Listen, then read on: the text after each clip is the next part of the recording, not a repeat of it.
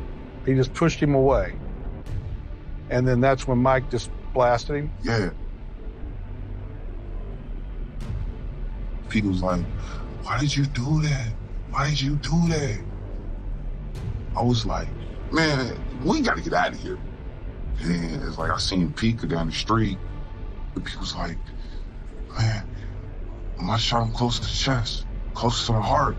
And I'm like, did you at least call the police? She was like, no, I asked dude, was he gonna call the police on Mike? So she's saying the guy was talking even after they walked out. I'm like, but you called the police? And she was like, no, I took his phone. Just in case he got shooting, he was gonna call the police on Mike. Okay. All right. Thank you. Appreciate it. Thanks very much. His story was totally different than what Mike gave us. Mike felt disrespected, in my opinion, and he ended up shooting him. I anticipate if we find Sheila, we'll probably be arresting her on accessory charges because she's lied and looks like she took the victim's phone to prevent him from calling 911. It looked like he had gotten a towel. He was trying to give himself first aid. So she takes his phone, so he don't have a phone to call 911 to save himself. They don't call 911 to save him. And maybe if they would have gave him aid, he would have lived. Michael Bowen was convicted of first-degree murder and sentenced to life behind bars. Sheila Sierra pleaded guilty to accessory to murder and received an 8-year sentence. Justice came, yet it could not bring back the 2 lives that were lost.